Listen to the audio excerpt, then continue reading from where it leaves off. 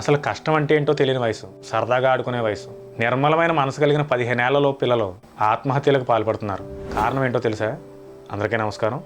10వ తరగతి పిల్లలకు 9th క్లాస్ కంప్లీట్ అయిన వెంటనే క్లాసెస్ స్టార్ట్ చేస్తున్నారు. ఏడాదికి పైగా సమయంలో రోజుకు 12 గంటల పైనే చదివిస్తున్నారు. కానీ చివరికి పబ్లిక్ ఎగ్జామ్స్లో మాస్ కాపింగ్ జరుగుతుందని ప్రజలంతా మాట్లాడుకుంటున్నారు. అంటే ఎంత కష్టపెట్టేది చూసి రాయడానిక? ప్రైవేట్ స్కూల్స్ రెప్యుటేషన్ కోసం పిల్లల జీవితాలతో ఆడుకుంటున్నాయి. పిల్లలకు క్రమశిక్షణ, నిజాయితీ నేర్పించాల్సిన ఈ వయసులో మీ ర్యాంకుల కోసం మీరు చేసే ఈ పని వల్ల భవిష్యత్తులో వాళ్ళలో నిజాయితీ ఎక్కడ ఉంటుంది? వారంతటా వారుగా రాసినప్పుడేగా మీరు నేర్పించిన చదువు ఎంతవరకు అర్థమైందో తెలిసేది. పిల్లలు ఎందుకని రోజులో 12 గంటల పైగా చదవాలి? డైలీ లేబర్ కూడా వారి షిఫ్ట్ ని 8 గంటల్లోనే ముగిస్తున్నారు. రోట్ లెర్నింగ్ మీద ఎందుకని ఎక్కువ ఫోకస్ చేస్తున్నారు? స్కిల్స్ మీద ఎందుకు ఫోకస్ చేయలేకపోతున్నారు? ప్రతి ఎగ్జామ్ సెంటర్ బయట ప్రైవేట్ స్కూల్ యాజమాని ఎందుకుంటున్నారు? ఎగ్జామ్స్ లో మాస్ కాపీయింగ్ ఎలా జరుగుతుంది? పబ్లిక్ ఎగ్జామ్స్ అయినప్పుడు ఎగ్జామ్ సెంటర్ లో సీసీ కెమెరాలు ఎందుకు లేవు? పబ్లిక్ ఎగ్జామ్స్ కొంతవరకు వారల పద్ధతిలో నిర్వహించాలి. ఇప్పుడే నిజాయితీగా చదివే నిజమైన విద్యార్థులకు న్యాయం జరిగేది. ర్యాంకుల మాయలో పడి తల్లిదండ్రులు కూడా తమ పిల్లల భవిష్యత్తును ప్రశ్నార్థకం చేస్తున్నారు. చివరగా మన పిల్లలు చదువుకుంటున్నారా లేక చదువుకుంటున్నారా అనేది మనకు అర్థమైనా అర్థం కాని పరిస్థితిలో ఉన్నాం. ఈ ప్రశ్నలన్నిటికీ